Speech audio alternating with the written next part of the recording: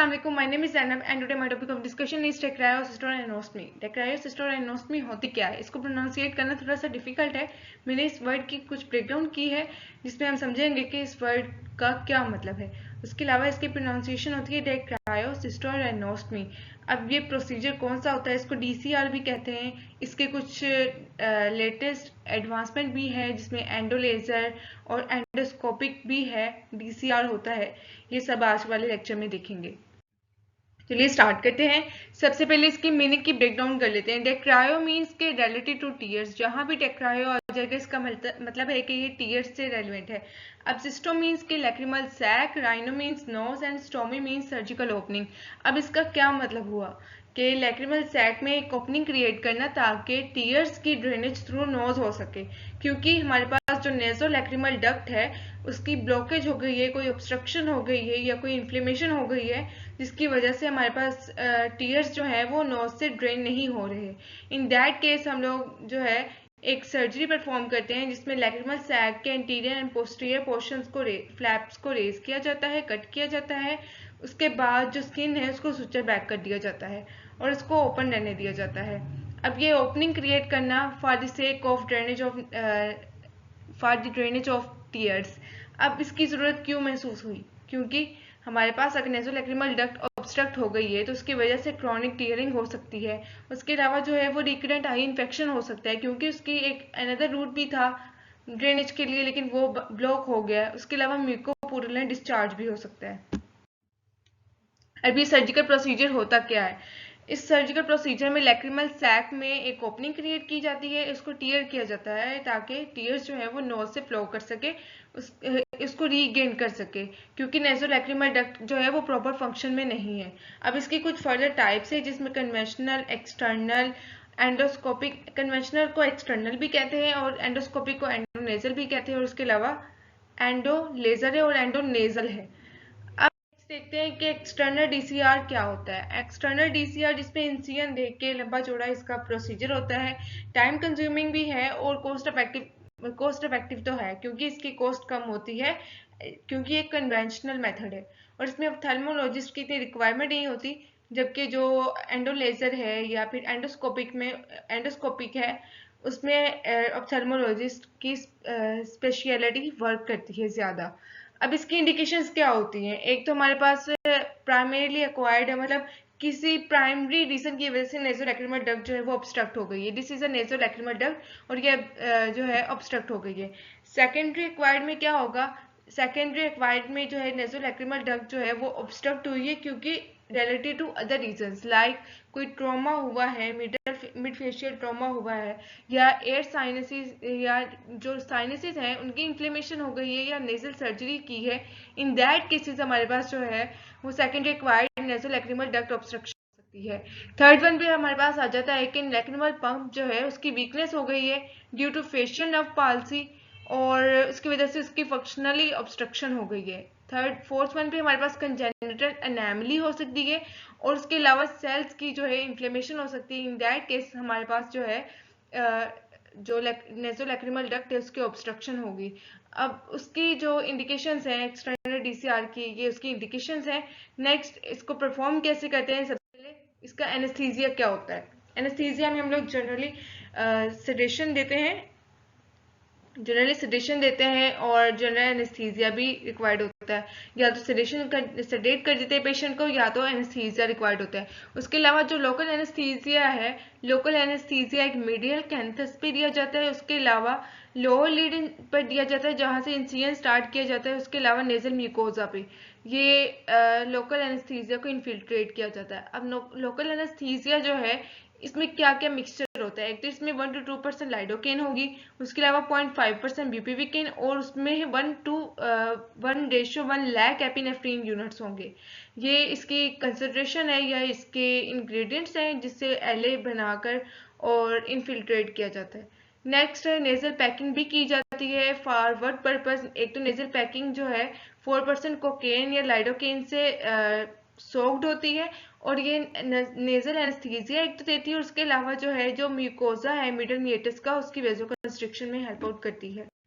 Next procedure में क्या होता है, सबसे पहले इंसिजन दिया जाता है। इंसिजन जो दिया जाता है उसको सर्विलिनियर इंसिजन भी कहते हैं। अब इसकी कुछ पॉइंट्स हैं, आप कह लें कि 2 mm अबव द MPL, उसके अलावा 3 mm medial to medial canthus and 4 mm down and outward along the lacrimal crest, 2 mm below the inferior orbital margin. ये आप देख सकते हैं कि इंसिजन की डिमार्केशन बता दी है कि कहाँ से कहाँ तक कितना इंसिजन देना है और कितने mm का होगा। इसके अलावा एक स्ट्रेट इंसिजन भी दिया जाएगा जो कि 10 mm का होगा from medial to medial canthus, मतलब ये this is a medial canthus and medially to मतलब towards the body. Medial canthus जो है उस पर 10 mm का इंसिजन दिया जाएगा long, this is a vertical incision. जब लॉन्ग इंसिजन दिया जाएगा 10 mm का, तब हमने एंगुलर वेन को बचाना है क्योंकि यहाँ पर एंगुलर वेन पाई जाती है। नेक्स्ट जो है क्या करेंगे कि एक तो हमने इंसिजन दे लिया, उसके बाद हम लोग क्या करेंगे कि जो मसल्स हैं उनको स्प्लिट करते जाएंगे और लैक्रिमल रिट्रैक्टर यूज करते हुए उनको लैक्रिमल रिट्रैक्टर यूज करते हुए जगह को थोड़ा सा ब्रॉड करते जाएंगे। मीन्स टू से कि हम लोग थोड़ा सा रिट्रैक्ट करेंगे, स्पेस क्रिएट करेंगे। उसके अलावा जो है वो पेरिओस्टियम, देन उसको पेरिओस्टियम आ जाएगी। पेरिओस्टियम को जब इंसाइज किया जाएगा उसके बाद लैक्रिमल बोन हमें शो होगी, this is a lacrimal bone exposure. अब जब लैक्रिमल बोन एक्सपोज होगी तो उसके लेटरली लैक्रिमल सैक पाई जाती है। अब लैक्रिमल सैक में हमने एच शेप इंसिजन देना है और उसको कीप ओपन रखना है, ठीक है। अब हमने जो बोन है या क्रस्ट है, बोन क्रस्ट है, विद द हेल्प ऑफ गाउज और पंच हम लोगों ने उसको रिमूव करना है और नेजल म्यूकोसा को हमने एक्सपोज कर लेना है। अब हम लोगों ने एच शेप इंसिजन दिया और उसके इंटीरियर और पोस्टीरियर फ्लैप्स चेक कर लिए उसके लैक्रिमल सैक के। देन हमने उसकी पेटेंसी चेक की बाय यूजिंग प्रोबिंग, और देन हम लोगों ने वर्टिकल इंसिजन दिया नेजल म्यूकोसा में। नेजल म्यूकोसा में हमने वर्टिकल इंसिजन दिया for the sake of creating the 2 similar flaps, जो कि हम लोग सुचर बैक कर देते हैं और लैक्रिमल सैक के जो फ्लैप्स है उनको कीप ओपन रखते हैं। देन हम लोगों ने फ्लैप्स को सुचर कर दिया, देन स्किन को क्लोज पैक कर दिया, ठीक है। अब सिलिकॉन ट्यूब भी पास की जाती है थ्रो पंचा, दिस इज द पंचा पॉइंट एंड सिलिकॉन ट्यूब जो है यहाँ से पास की जाती है और नोज की तरफ लेके आई जाती है। और ये हमारे पास अबाउट 4 to 6 मंथ जो है वो ट्यूब रखी जाती है और आफ्टर 4 to 6 मंथ इसको रिमूव कर दिया जाता है। और ये एक तो पेटेंसी को कीप ओपन रखने के लिए और चेक करने के लिए रखी जाती है। उसके बाद सारी जो लेयर्स हैं उनको सुचर बैक कर दिया जाता है। अब इसका जो सक्सेस रेट है वो 90% है और इसका सक्सेस रेट ज़्यादा है बनस्बत जो एडवांसमेंट में एंडोलेजर या हमारे पास एंडोस्कोपिक आ जाते हैं DCR। नेक्स्ट इसके कॉजेज ऑफ फेलियर क्या हो सकते हैं, एक तो हमारे पास ओस्टियम का साइज और पोजीशन कम है, उसके अलावा कैनालिकुलर ऑब्स्ट्रक्शन थी जो कि हमारे पास अनरिकॉग्नाइज थी, देन स्कारिंग और सम सिंड्रोम इसकी कॉजेज ऑफ फेलियर है। मतलब कि हमारे पास DCR फेल क्यों हुआ उसके 4 मेन रीजन है, ये आप याद रखें। और कॉम्प्लिकेशंस क्या हो सकते हैं पोस्ट ऑपरेटिवली, एक तो क्यूटेनियस स्कारिंग हो गई, दूसरा हेमरेज हो गया, सेलुलाइटिस और CSF rhinorrhoea. This are the 4 complications post operatively can occur और ये कॉमनली हो भी जाती हैं। नेक्स्ट हमारे पास कंजक्टिवो डेक्रायोसिस्टोराइनोस्मी क्या होती है। अब इसकी इंडिकेशंस होती है, एक तो हमारे पास DCR फेल हो गई है, दूसरा हमारे पास कैनालिकुलर ऑब्स्ट्रक्शन हो सकती है फ्रॉम पंचा, मतलब कैनालिकुलर ऑब्स्ट्रक्शन कितनी होती है लेस देन 18 mm फ्रॉम पंचा टू लैक्रिमल पंप फेलियर, मतलब लैक्रिमल पंप फेलियर फ्रॉम पंचा point two lacrimal pump failure तक ऑब्स्ट्रक्शन हुई है केनाल की। अब इसका प्रोसीजर क्या होता है, एक तो हम लोगों ने DCR परफॉर्म किया और सुचरिंग की फ्लैप की सुचरिंग से पहले हम लोगों ने क्या करना है, जो कैरंकल है उसको पार्शली एक्सरसाइज किया जाएगा और उसके अंदर स्टैब इंसिजन दिया जाएगा by using the grief knife. और उसके बाद उस जो क्या नाम है, जो हमने इंसिजन दिया है stab incision with the help of the grief knife, उसको टिल जस्ट मीडियली इतना उसको इंसाइज देना है कि जो लैक्रिमल सैक का जो इंटीरियर फ्लैप है उसके बिहाइंड तक आए। क्या करना है, कैरंकल को हम लोगों ने पार्शली एक्सपोज किया, ठीक है। उसके बाद हम लोगों ने एक bye using the grief knife हम लोगों ने पार्शली स्टैब इंसिजन दिया जो कि इतना डीप है या इतना आप कह लें कि लेंथी है कि लैक्रिमल सैक का जो इंटीरियर फ्लैप है उसको इसने कवर किया बिहाइंड से। उसके बाद हम लोगों ने ट्रैक को इनलार्ज किया बाय यूजिंग द डायलेटर्स और इंसिजन को सुचर बैक कर दिया क्योंकि कैनालिकुलर ऑब्स्ट्रक्शन थी। नेक्स्ट एंडोस्कोपिक DCR होता क्या है, एंडोस्कोपिक डीसीआर जो है वो एक्सटर्नल मतलब एक्सटर्नल डीसीआर के ही सेम मतलब सेम एज एक्सटर्नल डीसीआर ही है, लेकिन इन दैट केस कहते हैं अगर एक्सटर्नल डीसीआर फेल हो जाए। अब इसमें एनेस्थीसिया जो दिया जाता है उसमें एलए और जनरल दिया जाता है और उसका सक्सेस रेट 80 to 85%। प्रोसीजर में क्या होगा कि हम लोगों ने जो एक तो हम लोग कर रहे हैं इंसिजन देके, इसमें इंसिजन की रिक्वायरमेंट नहीं होगी। हम क्या करेंगे, जो सिलेंडर लाइट पाइप है वो थ्रू पंचा पॉइंट हम लोगों ने उसको इंसर्ट किया इनटू अ सैक और उसको व्यू किया और नेजल कैविटी को भी व्यू किया by using the endoscope. Then हम लोगों ने जो फ्रंटल प्रोसेस ऑफ मैक्सिला है उसके ऊपर से म्यूकोसा को स्ट्रिप किया। स्ट्रिप करने के बाद हम लोगों ने लैक्रिमल बोन को ब्रेक डाउन किया और सैक को ओपन कर लिया। जब सैक को ओपन कर लिया उसके अंदर से हम लोगों ने सिलिकॉन ट्यूब पास की। सिलिकॉन ट्यूब पास करने के बाद हम लोगों ने जो है उसको सुचर बैक कर दिया और उसको इधर ही टाई कर दिया। अब ट्यूब को हम लोग 2 to 3 मंथ्स आफ्टर जो है वो रिमूव कर सकते हैं।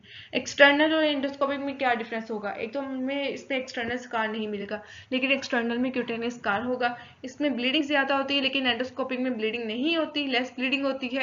और उसके अलावा एक्सटर्नल डीसीआर जो है उसके एडजेसेंट स्ट्रक्चर्स की इंजरी हो सकती है और पोस्ट ऑपरेटिवली इसकी कॉम्प्लिकेशंस भी ज्यादा होती हैं। और एंडोस्कोपिक डीसीआर की अगर बात की जाए तो इसमें लेस चांसेस ऑफ इंजरी है। उसके बाद हम एक्सटर्नल डीसीआर की बात करें तो इसका मोर ऑपरेटिंग टाइम है लेकिन इसका लेस टाइम कंज्यूमिंग है और इसमें हमारे पास इजीली परफॉर्म हो जाती है एक्सटर्नल डीसीआर, लेकिन एंडोस्कोपिक डीसीआर जो है वो इजीली परफॉर्म नहीं होती। अब एक्सटर्नल डीसीआर में चीप इक्विपमेंट रिक्वायर्ड होते हैं और एंडोस्कोपिक में एक्सपेंसिव। देन एंडोलेजर कौन सी होती है, एंडोलेजर में हम लोग यैग लेजर और केटीपी लेजर यूज करते हैं। एनेस्थीसिया इसमें लोकली रिक्वायर्ड होता है और इसका सक्सेस रेट भी 70% है। इसमें क्या करते हैं कि हम लोग लेजर जो प्रोब है उसको इंसर्ट करते हैं थ्रू नोज और ओपनिंग क्रिएट करके उसके बाद जो उसके नेजल म्यूकोसा बोन और सैक को हम लोगों ने क्या किया, सेपरेट किया और मतलब by using the laser probe use करके, कोई इंसिजन नहीं देना पड़ा, कोई नाइफ यूज नहीं करनी पड़ी, लेजर प्रोब के जरिए हम लोगों ने एक ओपनिंग क्रिएट कर ली। अब ये बहुत जल्दी हो जाती है और एल्डरली पेशेंट्स में मोस्ट कॉमनली की जाती है। ये मैंने आपको ऑलरेडी बता दिया। इनके जो साइज और सर्जरीज हैं इनकी डिमार्केशन अगर की जाए मतलब कंपैरिजन की जाए तो एक्सटर्नल डीसीआर आप देख सकते हैं थोड़ा सा लेंथी है। एंडोस्कोपिक देखा जाए तो इसका साइज कम है और जो एंडोस्कोपिक लेजर है इसका साइज सबसे कम है। Thank you so much for your time. For further lectures and for further surgeries, keep watching on my channel. Thank you so much and Allah Hafiz.